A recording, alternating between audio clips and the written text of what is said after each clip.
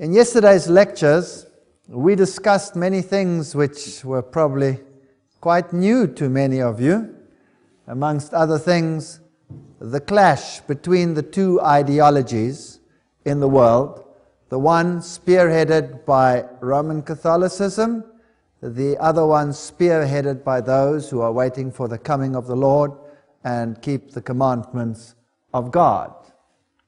Matthew 24, verse 3 and 4, and as he sat upon the Mount of Olives, the disciples came unto him privately, saying, Tell us, when shall these things be, and what shall be the sign of thy coming and of the end of the world? And Jesus answered and said unto them, Take heed that no man deceive you. This is a very sad text. Deception is going to be the order of the day, and the other problem is that even the elect can be deceived. So it is a very intricate web which Satan has spun upon this planet. Revelation 16:13 says, And I saw the three evil spirits that looked like frogs out of the mouth of the dragon, the mouth of the beast, and the mouth of the false prophet. We've dealt with that in a previous lecture. They are spirits of demons performing miraculous signs, and they go out to the kings of the whole world to gather them for the battle on the great day of God Almighty. Demonic forces working amongst men to deceive them. And the only safeguard we have against any of this is the Word of God. Matthew 24:24, For there shall arise false Christs, false prophets, shall show great signs and wonders, insomuch that if it were possible, they shall deceive the very elect. So, signs and wonders are going to be an order of the day. And how can we prevent ourselves and others from being deceived? Who are the elect? Obviously those who have made the Word of God their stay and their bastion.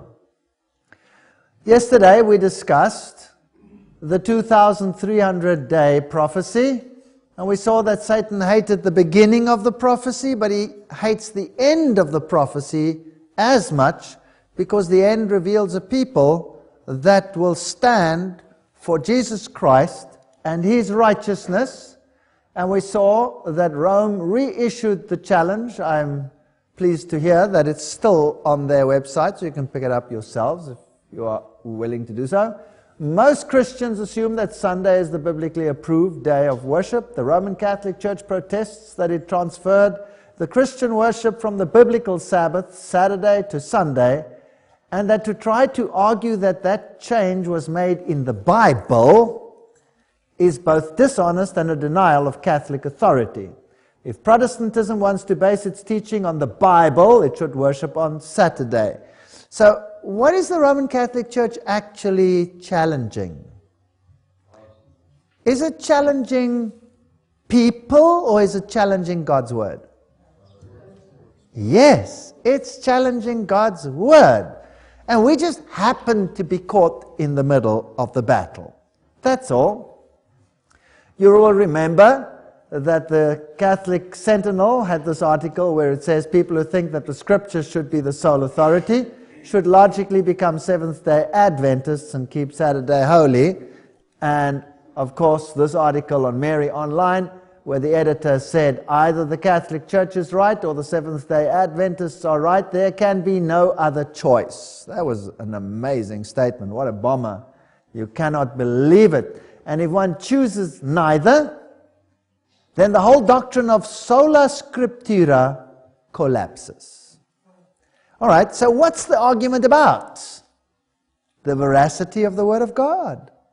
Now, it just happens to be that the Bible predicted that a group of people will come at the end of time and will stand on sola scriptura and will stand for the Lord as it is described in the Bible. And if you choose neither, then sola scriptura collapses. Now, how does an organization that does not rely on sola scriptura, how does it defend itself when it comes with false doctrines? What's left when you take the Word away? Tradition And if that is not going to convince the people, what do you need? You need signs and wonders. You need events that will convince people that this is the truth. Since 1844, we've been living in the judgment time, and the judgment standard, you remember that? But whoso looketh into the perfect law of liberty, and continueth therein, he being not a forgetful hearer, but a doer of the work, this man shall be blessed in his deed. So speak ye and so do, as they that shall be judged by the law of liberty. Now, there are two laws in the world today. Two sets of laws. The one set of laws is in the Bible. The other set of laws is where? Who made those? Yes, Roman Catholicism. And that is very strange. The Bible says, if you love me, keep my commandments. That is a question of authority. Whose authority are we going to accept? Well, obviously, if you believe in sola scriptura, you're going to follow the authority of the Bible, which is the authority of God, Jesus Christ. Here's the patience of the saints. Here are they that keep the commandments of God and the faith of Jesus. So here is this one group at the end of time. Testimony of Jesus, you will remember that we went through that text. It is the spirit of prophecy, and we did a whole lecture on that. So the distinguishing characteristics of God's remnant church was that they keep the commandments and have the testimony of Jesus, which is the spirit of prophecy. And the Sabbath, of course, in the commandments of God, is going to become pivotal, that there might be a sign between me and them, that they may know that I am the Lord who sanctifies them and not some other. Ezekiel 20:12. So here is this decision. And then we looked at Revelation 14:9, where the third angel follows and cries with a loud voice, if any man worship the beast and his image, and receive his mark in his forehead or in his hand, the same shall drink of the wine of the wrath of God. So if you start thinking like him, believing him, or just obeying him, then you are worshipping him. And then this indignation will be poured out that we spoke about.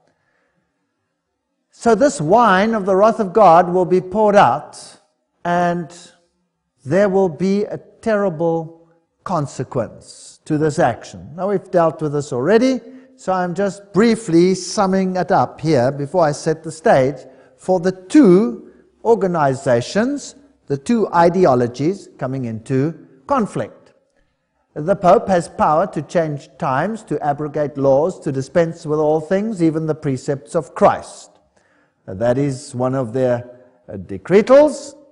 So obviously, if you're going to believe in sola scriptura, then you will say that that is presumption. That is not biblical. Of course, the Catholic Church claims that the change was her act, and the act is a mark of her ecclesiastical power and authority in religious matters. So they say, we changed it. Sunday is our mark of authority. So Sabbath Sunday is the clash point. It's not the question of a day, as we have said. It's the authority of God that's being questioned. Either sola scriptura or the word of another system, Catholicism. The church is above the Bible. So the attack is on God and His Word. We must not see this an attack as a personal attack. This is an attack on God. Who does the devil hate more than anyone else in the universe? Christ. This is an attack on Jesus Christ, nothing other. This is his total onslaught. And this transference of the Sabbath observance is proof of that fact. So let's have a look at the definition of truth. The law is truth. Psalm 119, verse 142. Thy righteousness is an everlasting righteousness, and thy law is the truth. Okay? Psalms 119, verse 151. Thou art near, O Lord, and all thy commandments are truth. Then the Word is truth. John 17 verse 17. Sanctify them through thy truth. Thy Word is truth. There's the other definition. And then Jesus is the truth. John 14 verse 6. Jesus said unto them, I am the way, the truth, and the life. No man cometh unto the Father but by me. That's the biblical doctrine. And it cannot be compromised. If you believe in sola scriptura, it cannot be compromised. What's the Jesuit catechism say? The other side of the story? Or what if the Holy Scriptures command one thing and the Pope another contrary to it? The Holy Scriptures must be thrown aside. We have two sets of norms in the world. What is the Pope? He is the Vicar of Christ, King of Kings, Lord of Lords, and there's but one judgment seat belonging to God and the Pope. Well, I'm afraid this God is not my God, because my God said, I change not. Jesus Christ the same yesterday, today, and forever. He's not going to change. And definitely he's not going to allow his vicar to throw the Holy Scriptures aside. Is he going to do that? I have my doubts. Whether we like it or not, the whole world is in one camp or in the other camp. Now, remember that the Mary is the mediatrix in Catholicism. 1854, the Pope declared Mary immaculate. 1951, Pope Pius defined and enforced the doctrine of the bodily assumption of Mary. And the doctrine basically goes that the sinner that ventures directly to Christ may come with dread and apprehension of his wrath, but let him only employ the mediation of the Virgin with her Son, and she has only to show the Son the breasts that gave him suck, and his wrath will immediately be appeased. That was a terrible statement that Catholicism came up with. And these are the statements by the Roman Catholic saints. He falls and is lost who has not recourse to Mary. Mary is called the gate of heaven. See, there they like this word gate. Jesus says, I am the gate. Here Mary is made the gate, because no one can enter into that blessed kingdom without passing through her. Now, didn't Jesus say the opposite? The way to salvation is open to none otherwise than through Mary. The salvation of all depends on their being favored and protected by Mary. He who is protected by Mary will be saved. He who is not will be lost. Our salvation depends on thee. God will not save us without the intercession of Mary. The Bible says there is but one intercessor between man and God, the man Christ Jesus. Isn't that right? You see, the two ideologies are not in line with each other. Jesus is being marginalized in the world, ridiculed. The Word is ridiculed. Every aspect of the Word, just think of it. The scientific aspect of the Word, is it ridiculed in the world today, yes or no? Absolutely. The archaeological evidence in the world, is it ridiculed in the world today? Absolutely. What about the historical aspects of the Word? Are they being ridiculed? Yes. What about the salvation aspects of the world? Are they being ridiculed? Yes. Everything's being ridiculed. In fact, they're making it as hard as possible for someone to say sola scriptura and not be denigrated to the lunatic fringe. Is that right? If you say, God created in 6 days, the man's a nut. Isn't that what they say? Believe me, they say it. Jesus Christ, plain and simple.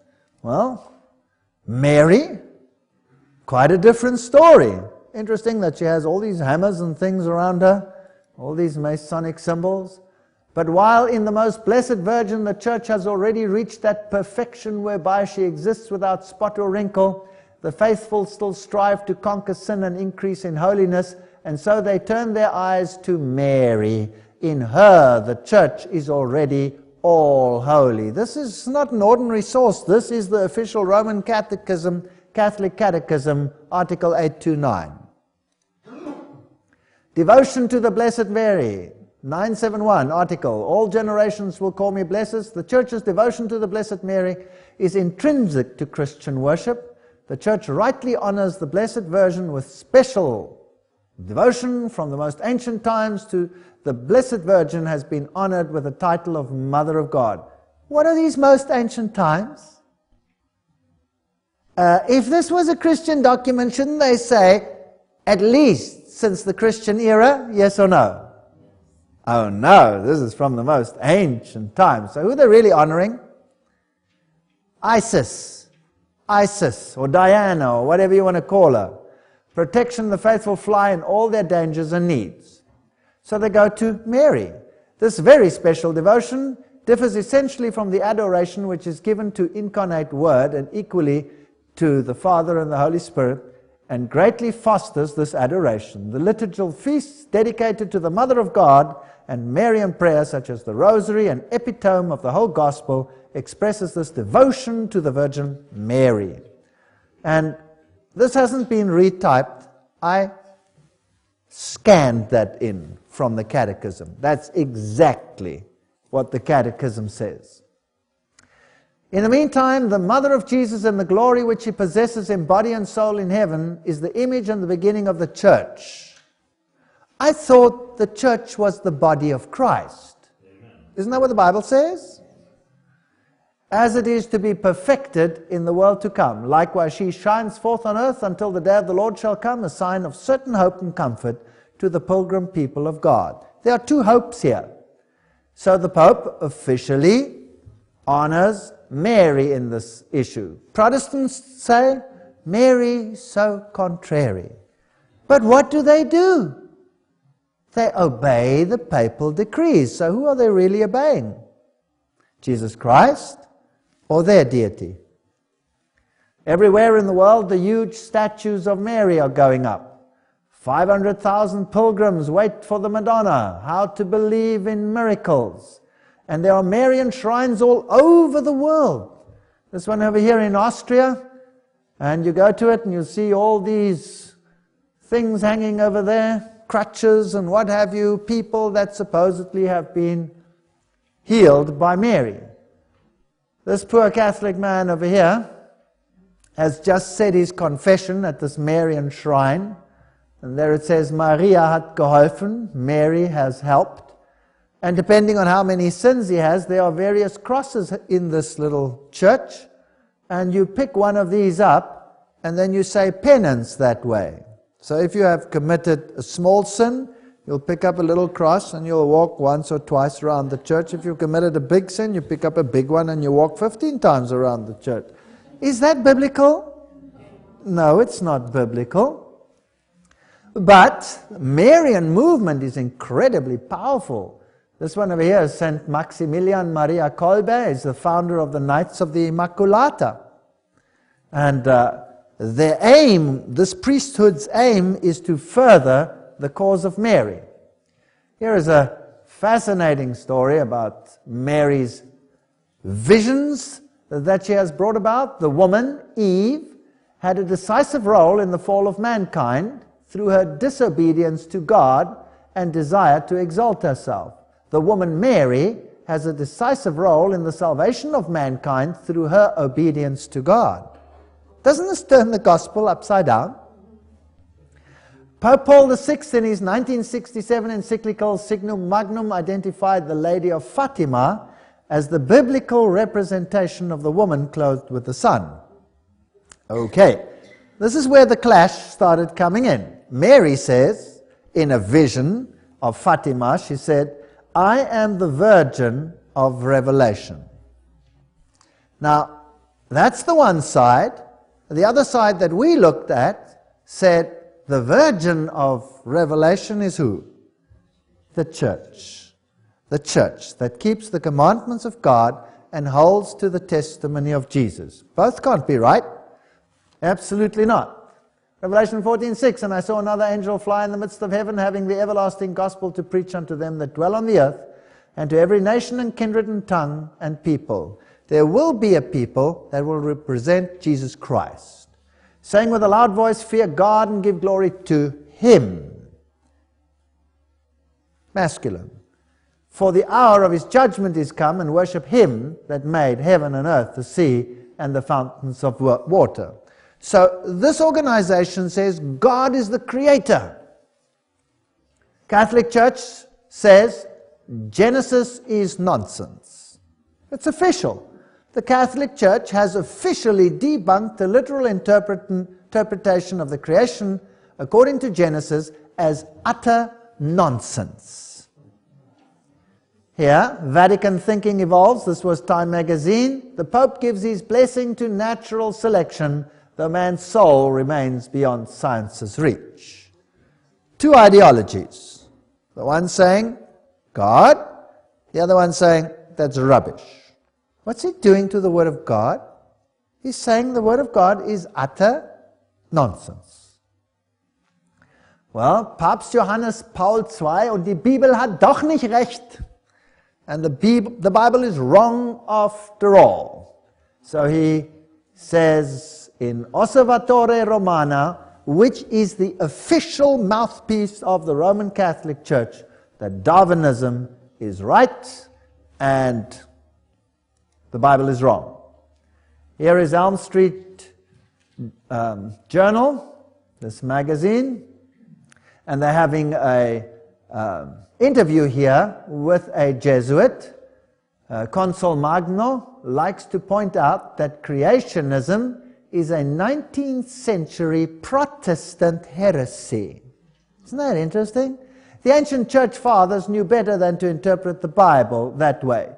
The Jesuits got their first telescope after Galileo published his extraordinary findings that Jupiter had 4 moons, etc., etc. So the Roman Catholic Church doesn't believe this. Here they asked him, aren't you guys creationists?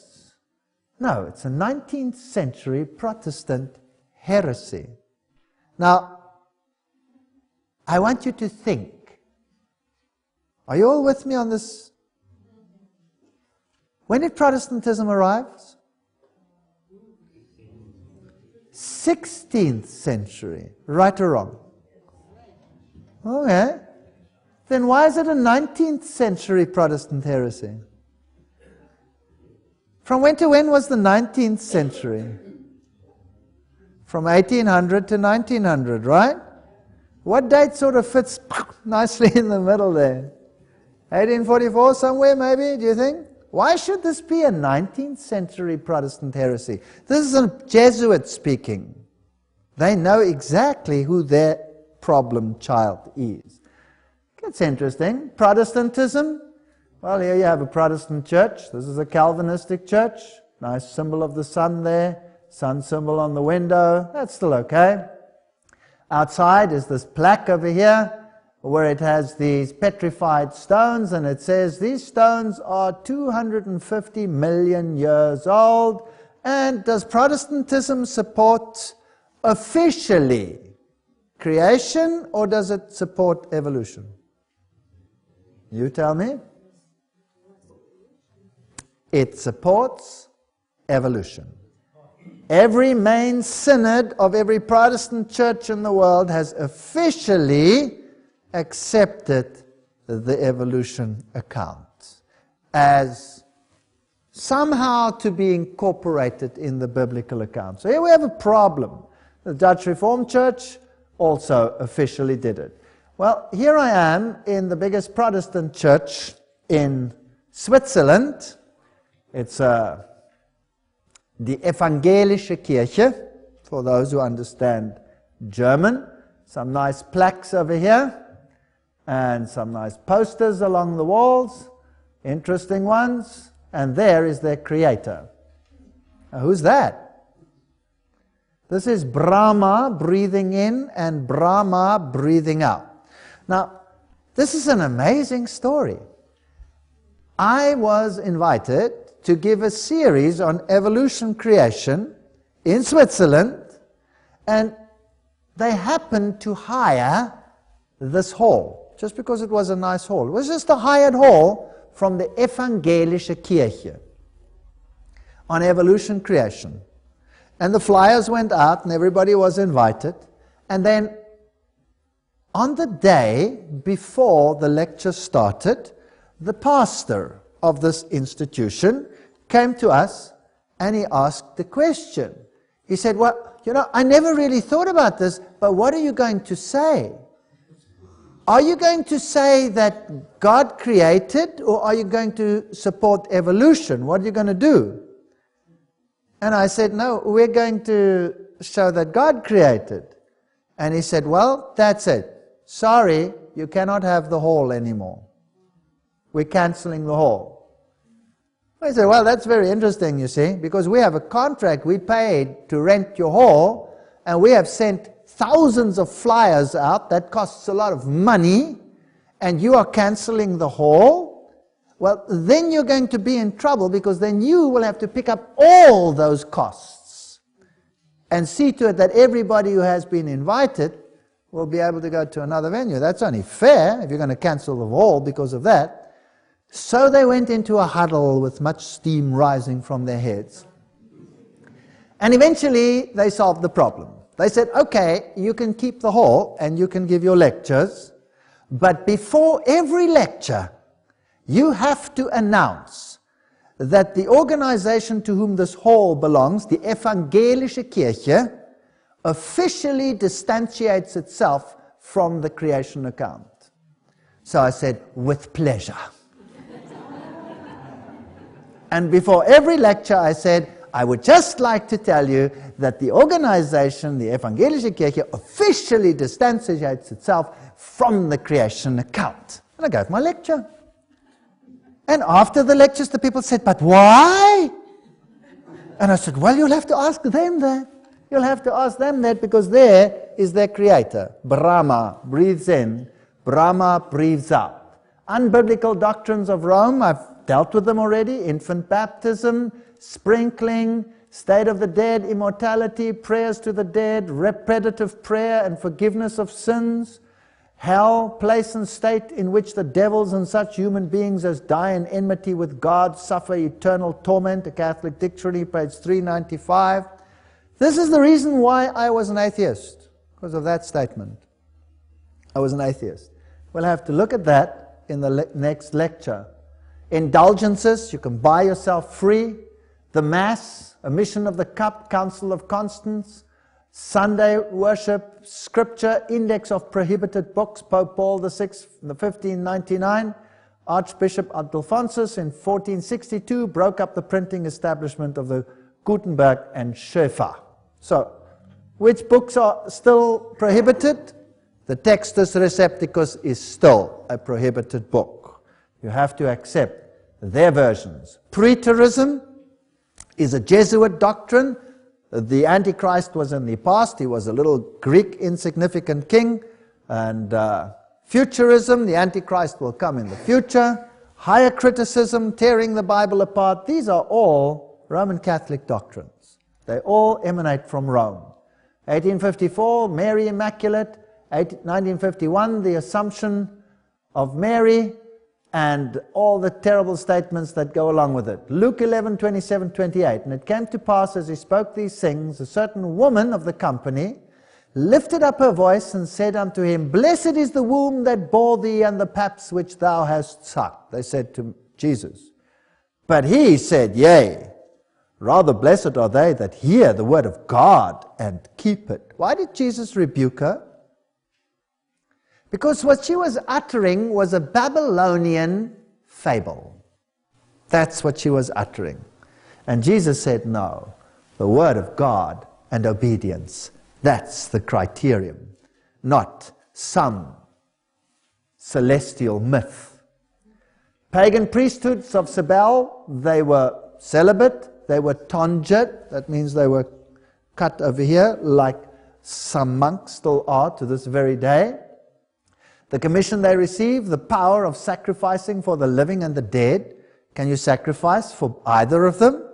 Hebrews 10:14, because by one sacrifice he has made perfect forever those who are being made holy.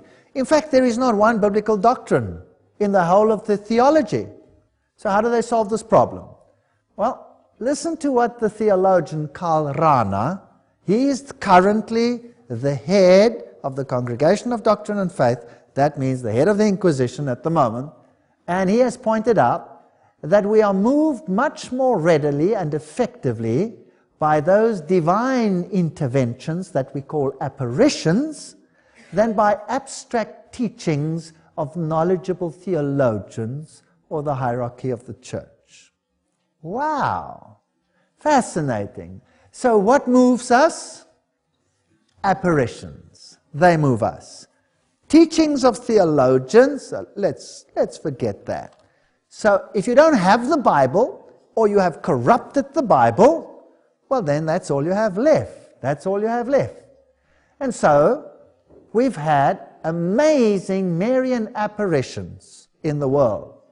These are the Marian apparitions that have been approved by the Catholic Church. Our Lady of Guadalupe, 1531, approved. Our Lady of Guadalupe means she who crushes the serpent. Isn't that interesting? She who crushes the serpent. Who crushes the serpent? Jesus crushes the serpent. Then this one's fascinating because the date is so interesting. 1846. You know, I sort of get a little bit excited when I see these dates.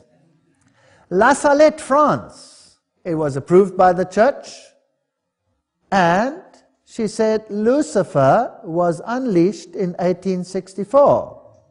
It's very interesting. Or she said he will be unleashed then, more or less. Whatever. Lourdes, France, 1858. Approved. I am the Immaculate Conception. That's a blatant lie. The only one who was without sin was Jesus. No one else. The Bible says she was a woman under the law, which means she was under the same condemnation of the law as everyone else. She was sinful. But her son was not. And then Pontmain, France, 1871, that's also been approved.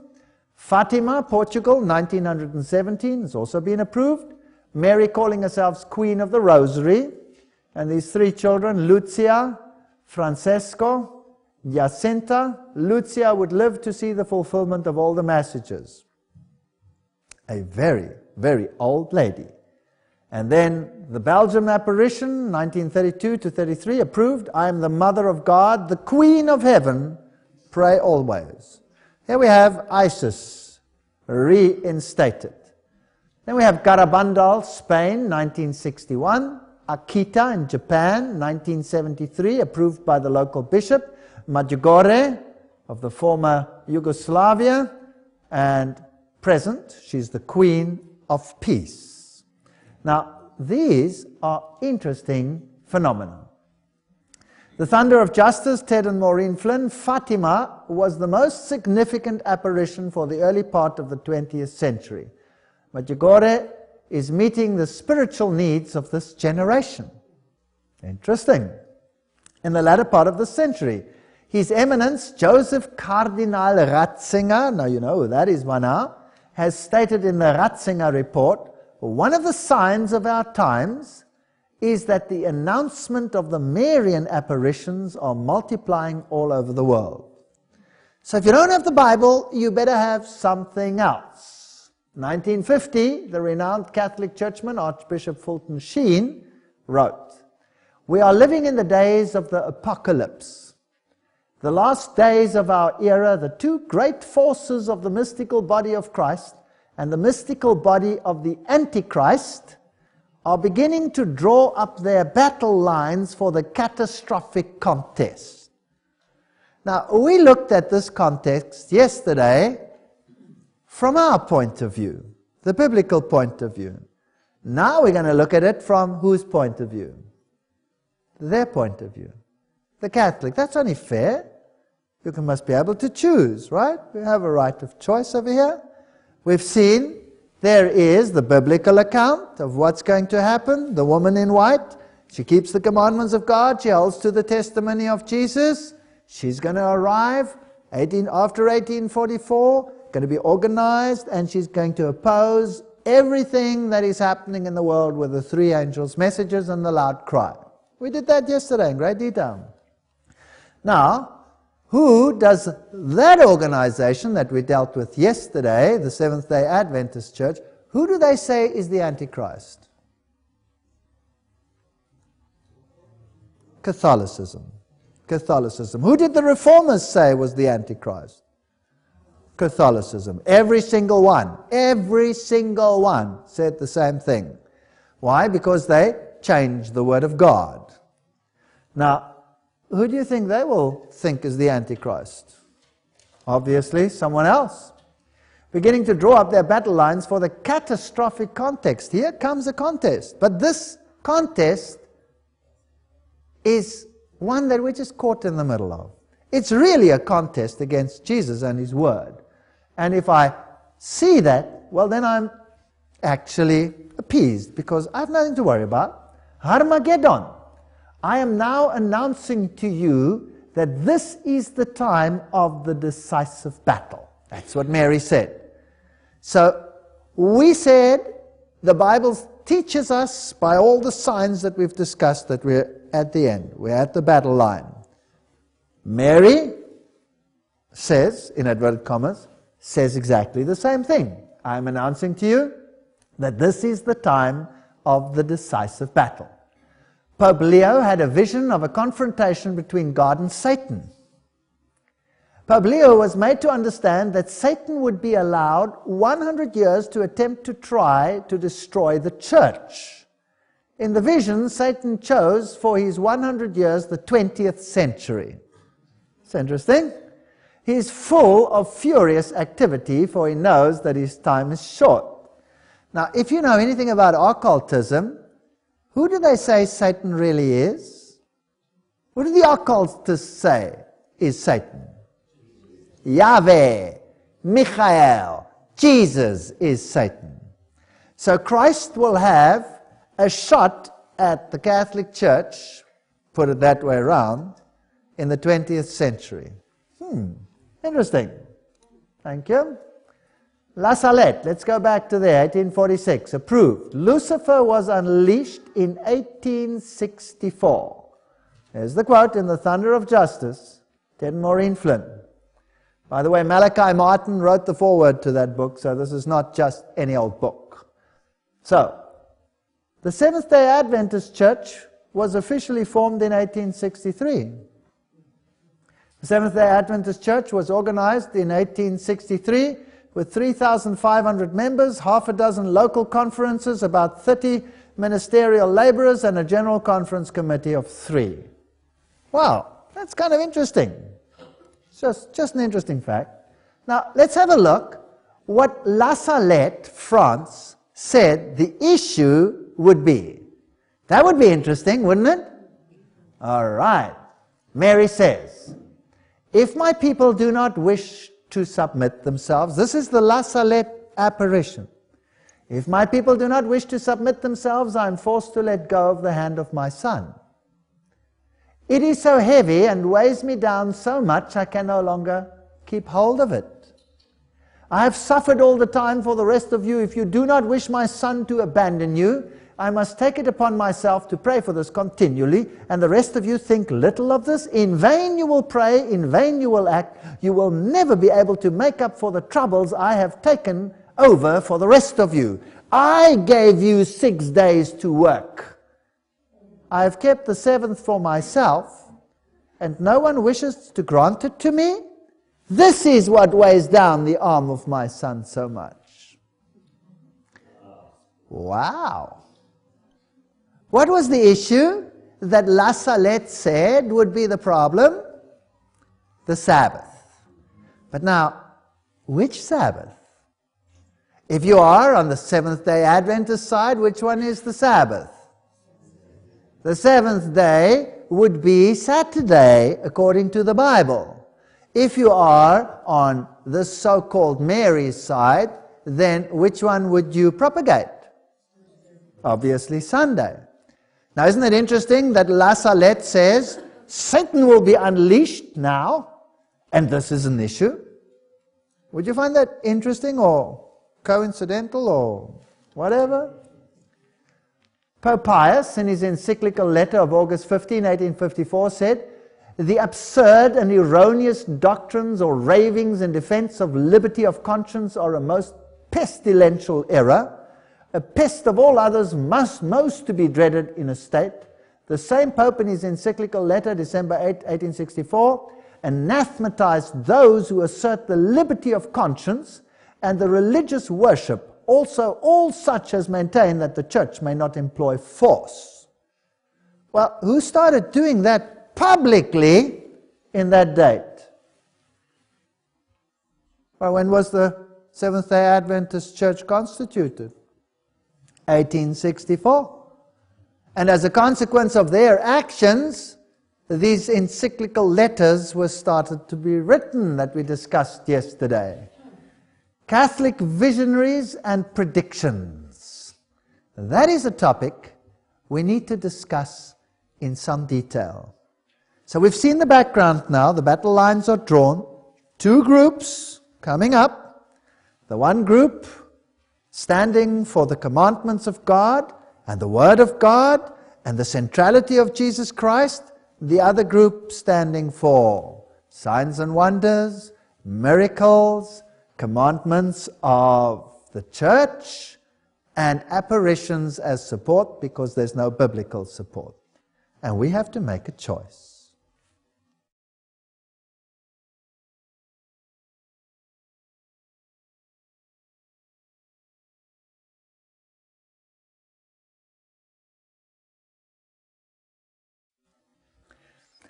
This is the book, The Thunder of Justice, The Warning, the Miracle, the Chastisement, Ted and Maureen Flynn, foreword by Malachi Martin.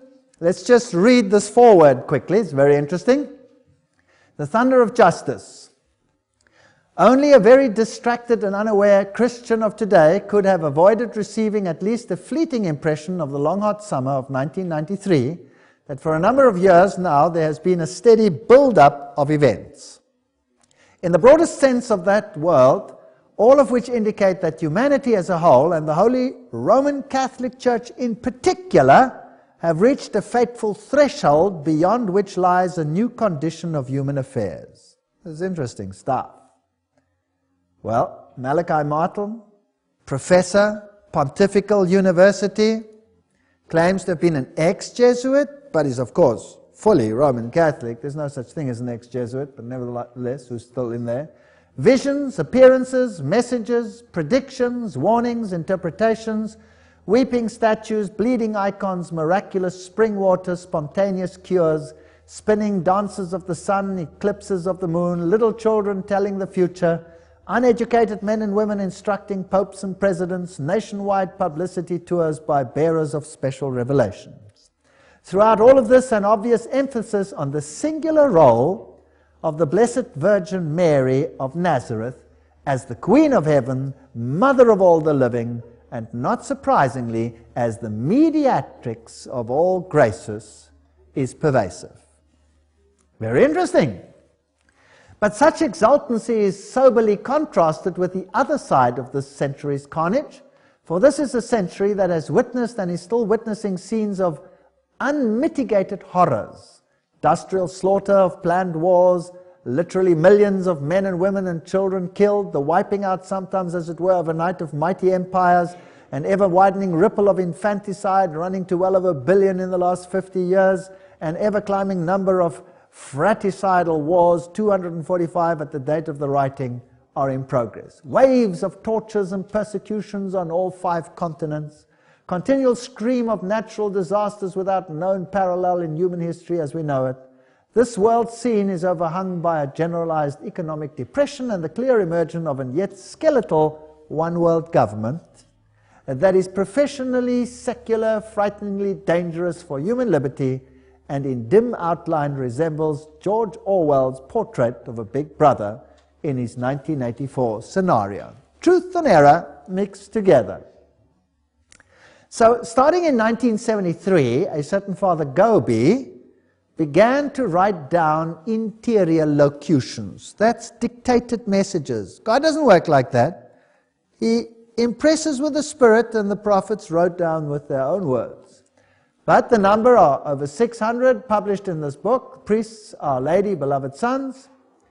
And basically the message says, be faithful to the Pope, total obedience to his commands, ready to fight even to the shedding of their blood in order to remain united to him and faithful to the gospel. Is he recognized by the Pope? Absolutely. There he is, Pope John Paul II and Father Gobi. What does he have to say? He says, September 18, 1988, that we have a period of 10 years, 10 decisive years. In this period of 10 years, there will come to a completion the time of the Great Tribulation, which has been foretold to you in the Holy Scriptures. In this period of 10 years, all the secrets which I have revealed to some of my children will come to pass. Well, September 18, 1988 to September 18, 1998 is the time period which he said.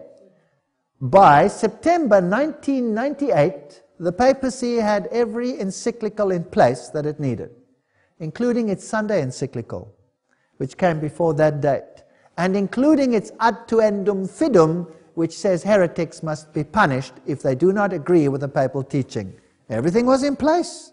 In other words, the world is just waiting for the unfolding of the final events. A last dogma that will be declared is that Mary is co-redemptrix, mediatrix, and that means she takes part in our salvation. One scholar remarks that the title advocate is used almost exclusively for Mary and not for the saints. It is particularly appropriate to Mary. That's interesting, because the Bible says that there is one man that can save us, an advocate with the Father, Jesus Christ the righteous. Does it say Mary there? No. So here's another biblical problem. Cardinal Ratzinger reportedly has written the visionary that there are no theological barriers to proclaiming such a dogma. So Mary is the contrary one. She is co-redemptrix, mediatrix of all graces, and advocate of the people of God. What a statement to make. That's demoting Jesus Christ. So all of a sudden, in this time period, a huge explosion of activity. We find many, many sightings of so-called UFOs. We find strange things happening, patterns in the field, some of them fake, some of them not explicable. We have apparitions in Eastern mysticism. We have apparitions in Western mysticism. Srinamurti and Krishna, this was the one who was supposed to be declared the Messiah, but now Maitreya has taken his place. In Islam, you have fruits and vegetables, when they're cut open, have the name of Allah in them. In Iran, it is reported in various parts of the city that an image of Jesus has been on the fences and windows. So writes the Iranian newspaper Akhbar in 25 December 1995. In Zaitun, Egypt, Mary apparitions hovered over the churches, and thousands of Muslims were stunned by this. Statues started bleeding. Father Anastios, a Greek Orthodox, was one of the first to see it. Then this lady over here, Hamida, a Muslim, she saw the tears running down the statues, and she said, it was beautiful, so beautiful. Benjamin Cream came onto the scene with his Maitreya stories, and then Maitreya started appearing.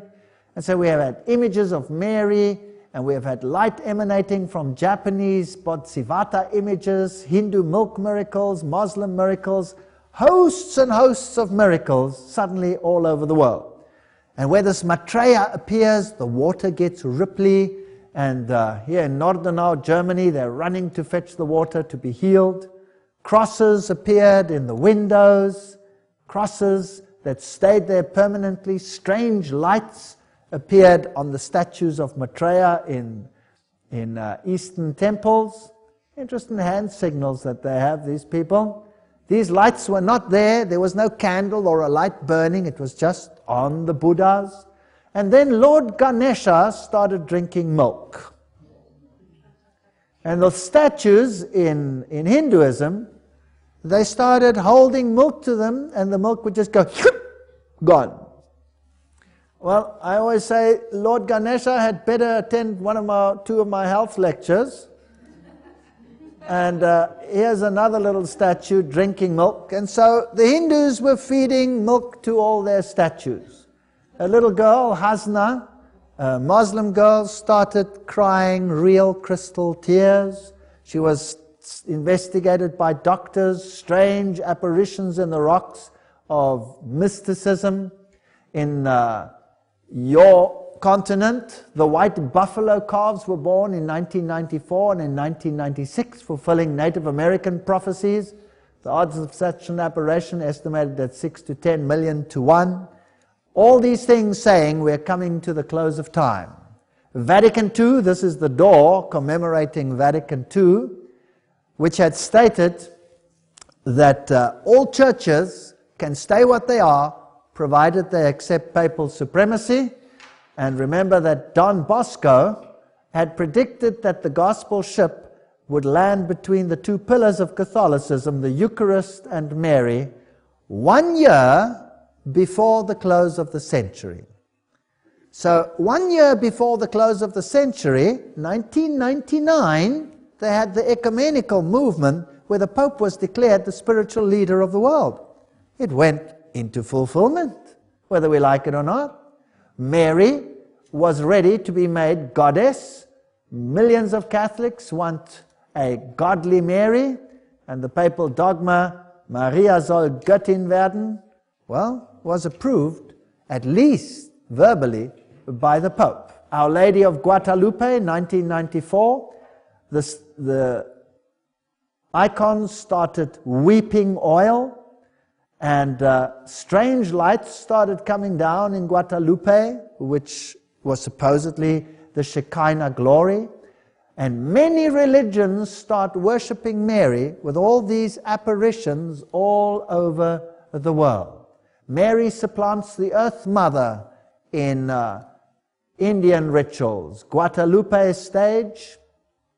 This was the famous dancing of the sun that took place in Fatima, and there water gushes forth, and millions and millions and millions of people go to these shrines to be healed. And they go into the water to be healed. Now this is a very strange teaching, and we find it also in the Bible, where at the pool of Bethesda there lay a man, and the theory went in their minds that when the pool was moved by the angel of the Lord, and somebody happened to be in the pool, then that someone would be healed. And people are saying that verse should never be in the Bible. Well, that verse must absolutely be in the Bible, because the angel of the Lord swirling the water and someone by chance being in there was their mindset. This is Babylonian religion. This is Babylonian religion. But the angel of the Lord in human form was amongst them, Jesus Christ. And he went into that situation, and what did he do? He went to the man lying there, all those years a cripple, and he said to him, "Come, let me help you into the water. I am the angel of the Lord become flesh." And he carried him into the water, waited, twirled it, and put him inside, right? No, that's not the biblical story at all. He rebuked their ideology, their fable belief. Because God doesn't work like this to favor this one or favor that one by a chance twirling, and if you're lucky enough to be in the water at that time, so be it. You don't have to go on a pilgrimage to be saved. No, he rebuked it. He went to the man and he said, "Do you want to be saved? Do you want to be made whole? Yes? Get up, pick up your bed and walk." And it was on the Sabbath day. What a tumult Jesus caused, taking away all of this rubbish in one miracle. Well, Mary is being honored more than Jesus, that's for sure. This is all you ever see the Pope doing. And then, when this Roe versus Wade situation was here in the States, with the abortion issue, France exploded this nuclear device, and in the cloud there was something like someone on the cross, and the apparition of Mary looking down upon the cross. And these are the little children of Garabandal, Spain, Loli and Jacinta, in ecstasy down here, lying in vision. Notice their eyes are closed. Isn't that interesting? All kinds of interesting things. Little children in vision. The messages warn that the people of the earth are floundering in a morass of debauchery, moral confusion, deep spiritual darkness. Should heaven's directions and counsels go unheeded, the eternal Father in the Trinity will be left with no alternative but to forcefully recall mankind to its obligations through chastisement. There will come great turmoil upon this earth. Now, isn't it strange that the world is permitted to do everything that's wrong, abortions and this and that, and the only voice that sounds morality happens to be which one? Which is the only church out there that's loudly saying every time, no, no, no, you should not do that? Rome. Rome. So all the affections move towards Rome. They don't look at their Bibles. They're looking at miracles, signs and wonders, and a deceptive voice. Vasula started receiving automatic handwriting. God doesn't work like that. He doesn't take your hand and dictate to you. That's how many of the New Age writings come into existence. Here is a interview with Father Laurentine, with Vasula. How do you receive the messages? It is dictated, but you said your hand moved in some way. Yes, it is simultaneously. At first he moves my hand without dictating, and then etc., etc., etc. And then Mary said, there will be a sign. In this former Yugoslavian Medjugorje, Mary has been appearing and giving her messages to the world, and she says, there will be a sign given for the atheists. You faithful already have signs, and you have become the sign of the atheists. So there will be some kind of permanent sign. These are the little children of Medjugorje who were allowed to see the vision. December 7, 1974, Mary revealed to Father Gobi why she chooses the little ones. I, the Mother of the Church, am personally intervening and initiating my work of salvation. I'm initiating it thus, with simplicity, with hiddenness, and such humble manner that most people will not even be aware of it. But this, my sons, has always been the way your mother has acted. With what? Hiddenness. That's an interesting phenomenon, hiddenness. What's the last book of the Bible called? Revelation. Those are two characters in opposition one to the other. The one's called hiddenness, the Bible calls her mystery, Babylon the Great. And the other one is revelation. God wants you to know.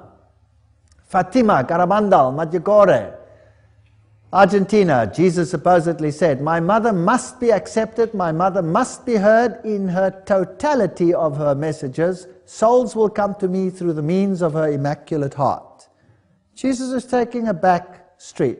Medjugorje visionaries, there are little apparitions over there of Mary. There are other apparitions. This one over here was in Arizona. A man saw a bush full of flowers. His wife didn't see any flowers, so he photographed it for her. And when they developed it, there were no flowers, but there was Mary of the Rosary behind the bush. Another apparition, lights appearing above churches, Medjugorje, Mary's image appearing above the two steeples of the church, light streaming from her hands, standing on the moon. That's the basic image that is always appearing.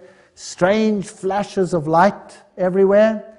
Strange apparitions in the clouds, some of them very clear, like this one over here, Jesus with a crown of thorns face appearing above these sites. Strange lights where people walk. Pillars of light. This woman standing next to a pillar of light which doesn't exist. St. Francis is another one who regularly appears, roommate of Loyola, where the youth comes together at these sites. These strange lights appear in the sky, crosses appear in the sky, apparitions appear, and where they appear, the roses bloom in the middle of winter. Very strange things. Or these lights coming down from heaven like fire, passing right through people. I don't know whether you can see this properly. There's a young couple standing over there, and there's a light going like an arrow through a Bible or something they have in their hand, right through. And then where they have their meetings, these lights appear in the sky with writing sometimes. Here like fire upon the attendees. And here you have fire and light coming down on the delegates and entering into them. Now if you see these things, what would you imagine? These are really phenomenal things happening. Here are visions of writings in the sky and strange apparitions all over the place where the young people gather. Little apparitions of Mary appearing. This was a volcano, and it was Madonna and child. And this was taken out of an aeroplane, Jesus walking in the clouds. Guardian angels above children, writing. Jacinta was one of the visionaries. Writing appeared in the sky in 1972. Some of these are being interpreted. Pictures like these taking. This is one of the monks of the area in his monk dress, apparently riding a stairway to heaven. This is weird stuff. Here is an escalator in a department store after it was closed, taken by the survey camera of Mary riding the escalators. It's such silly stuff. But it gets worse. It gets worse. Here is Jesus in a tornado, and then the weeping statues. Blood and oil and water. This one over here is a very interesting statue. This is the one of the Philippines in 1993, of this blood pouring from the face. And here you have petals, rose petals that fall from the sky.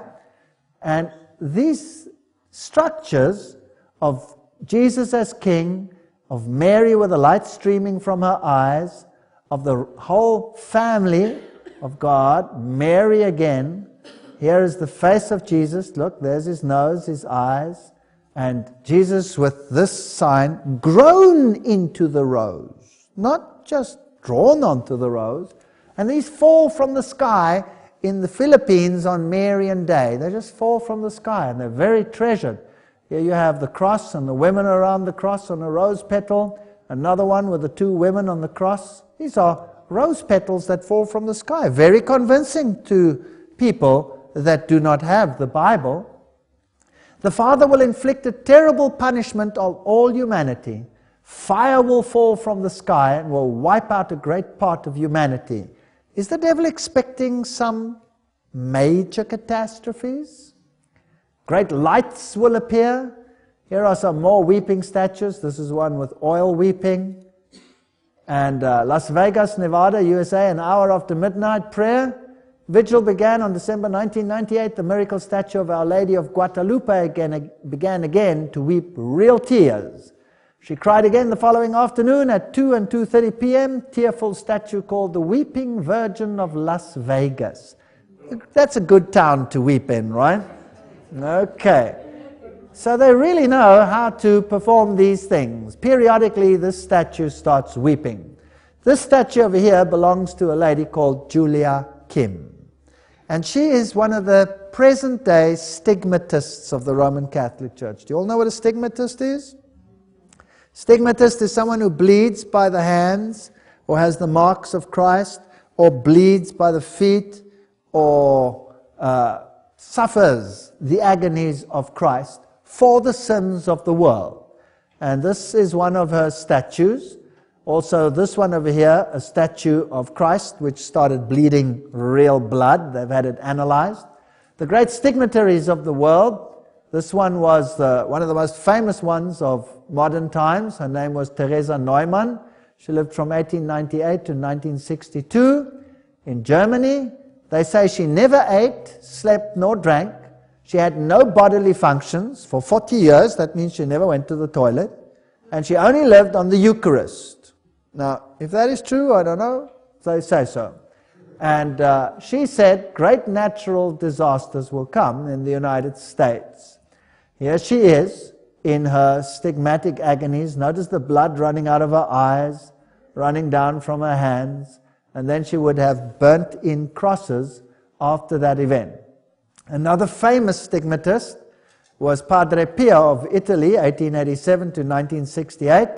And he said it would be easier for the world to exist without the Son than the holy sacrifice of the Mass. There he is bleeding by the hands, and here he's being helped while he's saying the Mass. And in Rome itself, many of the statues with hosts started bleeding, and the hosts developed blood, And when they said the Mass, the host itself turned into blood. This was one in 1991. Here is another one that turned to blood. Here's another one that turned into a blood clot as they said the Mass. Here is a priest investigating one of the hosts. And then the most amazing thing happened. The Pope himself was saying Mass, and he fed the host to Julia Kim, the stigmatist. And there he is, Pope John Paul II giving Mass to Julia Kim, the stigmatist, and they took the photograph as the host was on her tongue, and the newspaper said, Bild Papst sah Hostie bluten. Pope saw the host bleed. There's the picture. It turned into a clot of blood in her mouth. That's pretty dramatic. And the question is this from God or is this from another source? It's pretty dramatic. If you were a Roman Catholic and you saw this happening and this was what religion was all about, well, it would be convincing. Here is Virginia. She's a stigmatist. This priest is also a stigmatist. She lives in Ireland, this young woman over here, and she suffers terribly. There her feet are bleeding and her hands are bleeding. She also gets the same things on her head. So Julia Kim is a present-day stigmatist, and Christina Gallagher is another present-day stigmatist. Here, Julia Kim is blessed by the Pope. Here she receives a medal from the Pope. She's also a visionary, so she has these visions for the Roman Catholic Church. Here she is with the papal nuncio, Julia Kim, and there she is with the man with the unfortunate name, Cardinal Sin, from the Philippines in 1992. So these are not just unimportant figures in Roman Catholicism. These are people blessed by the Pope, honored by the Pope with medals. These are important figures. This woman over here is Catalina from Bolivia, and she lives in Bolivia, South America, and she suffers terribly when she gets the stigmata. Her feet swell up, her hands swell up, and she is then bedridden. Wherever she receives the stigmata, statues start bleeding, and blood starts pouring down from any crucifix that hangs in the area. This woman was also from the United Kingdom. She also received automatic writing. She used to receive the stigmata. She became very, very ill, and then she died as a consequence. This again is Christina Gallagher. There she has the marks of the crown of thorns. This woman over here is Sister Anna Ali of Nigeria. So currently, there's a stigmatist on every continent. That's very interesting. Every continent in the world today has a stigmatist in the Roman Catholic Church. Something that has never been in Catholic history. This one over here to me is the worst one, Mary of Damascus. The statues over here start bleeding, and some of them, most of them, drip oil. And they've analyzed the oil. It's pure olive oil. But this is the young girl that receives the stigmata in this area. Her name is Myrna Nazur, and she lives in Damascus, and she suffers terribly when she has the stigmata. I want you to look at this young girl. She's a very pretty young lady. There she is. That's what she looks like normally. And when she gets the stigmata, she starts bleeding from the forehead, and then after a while, she starts looking like that. Now, this is very impressive, but I have a question. If Jesus died once for all our sins, is it necessary for anyone else to suffer the pains of the crucifixion in order to atone for the sins of the world? Yes or no? No, it's not biblical. So if it's not biblical, who's doing this to this poor lady? It can only be Satan. I hate what he does. Why should these poor people be so deceived? Why should they suffer like this for nothing when the truth could set them free? You see, I'm not preaching this against Catholics. I was a Catholic myself. I wish every single Catholic in the world would listen to these lectures. I wish every single Catholic in the world could be set free from signs and wonders and apparitions and lies and deceitful, disgusting doctrines which lead to nothing other than death. Why should they be so deceived? She bleeds from the feet, she bleeds from the hands. Is that fair? Is that right? And the icons of oil, well, there are official analyses. It's the purest form of olive oil that there is. They cannot even extract it that pure if they have it otherwise done. This is another young girl, Staglara. She doesn't have the stigmata, but she goes into great agony and pure olive oil just pours out of her skin. It's very hard to explain, wouldn't you agree?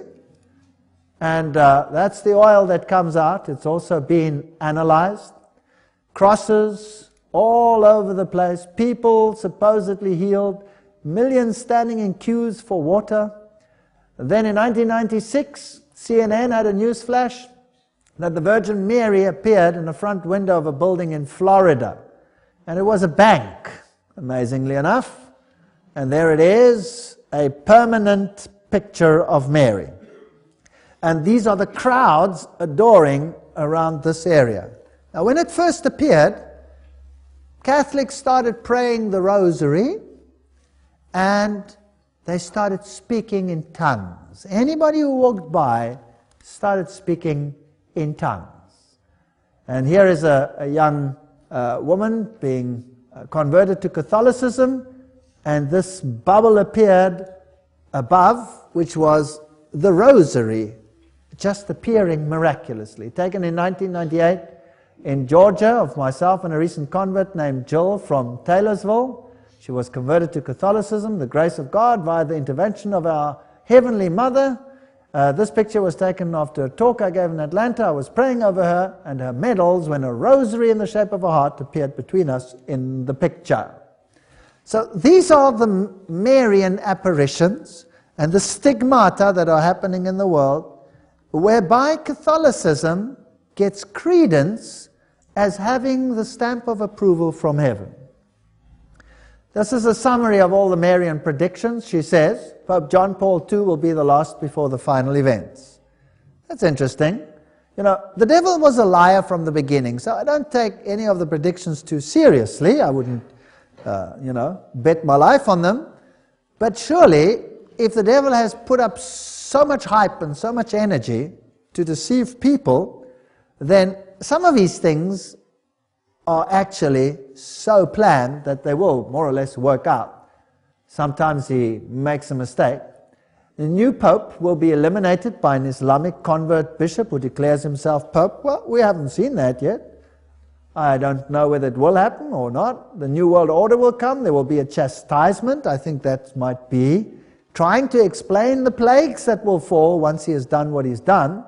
True pope restored, church will reign, and the coming of Christ. Well, I believe there will be a death decree in there somewhere. So the doctrine is not biblical, it's all upside down. And Mary is to be the prophetess of the last times, the Immaculate Conception, the Mother of the Church, the new Eve, the Queen of Heaven, the Assumption, the Holy Rosary, all of it, Redemptrix, Mediatrix, Advocate, everything that Jesus is supposed to be, she is. Rome does not change. Rome today is as conservative, even more so than it has ever been.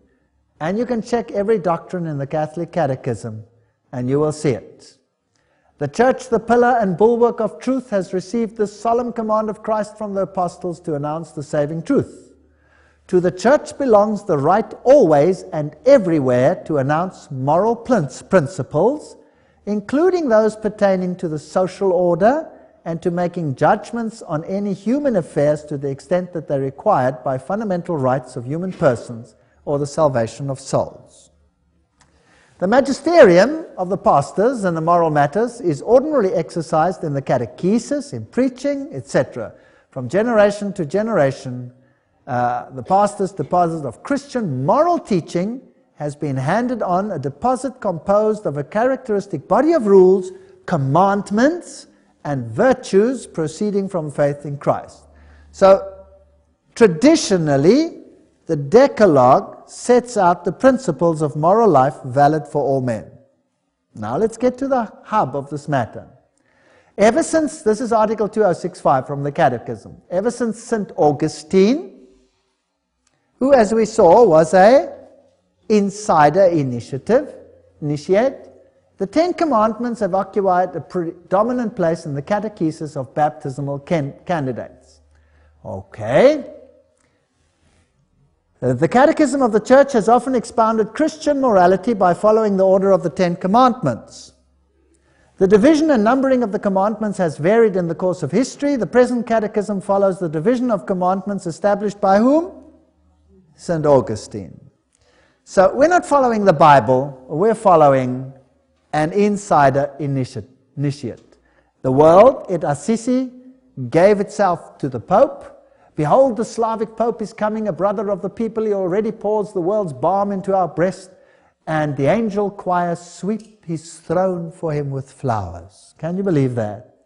They came Man of the Year, and he appeared at Sinai, and he prayed at Sinai, and he said, the Ten Commandments are still binding. Mary, so-called, revealed to Father Gobi, my Pope John Paul II, I confirm to you as the Pope of my secret, the Pope about whom I spoke to the children during the apparitions of Fatima, in other words. So in other words, this was the Pope that was to fulfill all the Fatima predictions, and the last one that was not known was that this was the Pope that would survive an attempted assassination. And then when he has finished his work, I will come from heaven and receive his sacrifice. Okay, now what is the remedy, says Mary, to the problem that the world is facing, all this chaos? She says, this is a place where we see many of the root causes of our problem. It is the commandment of keeping the Sabbath holy. Back to our question. In the Old Testament, not honoring this day was only one of several sins punishable by death. Although we are not living under law of the Old Testament, there's a widespread abuse of all throughout the Christian culture concerning the Sabbath. In the West, we have lost God through our affluence. In the East, God has been lost through communism and suffering. Both have lost sight of a Sabbath. Which Sabbath do you think that she's talking about? Well, let's ask her. God's intention for the Sabbath was a day of rest, honoring God through worship, conversation, teaching, and praise. Today, if anyone even bothers to go to church at all, Sunday will be an endless litany of recreation, television, athletic events, shopping, blah, blah, blah. It goes on and on and on about what people do on that particular day. Now, Maggicore and the commandments. Dear children, today also I wish to tell you I am with you in these restless days in which Satan wishes to destroy everything. Remember in occultism you twist that around?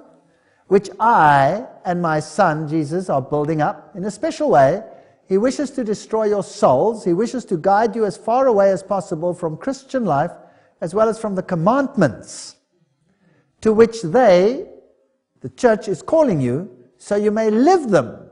Satan wishes to destroy everything which is holy in you and around you. Therefore, little children, pray, pray, pray, in order to be able to comprehend all which God is giving through my coming. Who's coming? Mary's coming. Okay.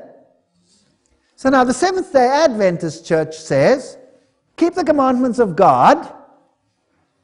And the Catholic Church, through its visionaries, is saying, keep the commandments of Rome. Is this right or not? Okay. And the Pope says, make it clear Sunday must not be worked since it must be celebrated as the Lord's Day. Can you see that the Sabbath has become the issue of acknowledging the authority of God? Yes. So it's not just a question of a day. It's a question of authority. So at the right time, here comes a movement and says, keep the commandments of God, and they lift up the Sabbath, the Seventh-day Adventist Church. At the same time, Mary appears and says, Satan has been let loose on the planet, and keep the Sabbath of the church. They're both preaching the same thing, just from two different perspectives. And it's your choice whether you want to choose this perspective, the only support you have for the doctrine, signs and wonders and apparitions, and bleeding icons and suffering people, that's the support. Or the other one, thus says the Lord. That's the choice. That's the choice that the world has. So no wonder at this interfaith meeting that we've spoken about so much, it's the Christian fundamentalists that will be condemned and be declared dangerous extremists full of hate. Here is Pope John Paul II. Here he is in the Marian cave praying at one of the apparition sites. And this is fascinating. This is the Pope's plane, US TWA, with this light shining above it, which Rome says was the Shekinah glory. Okay.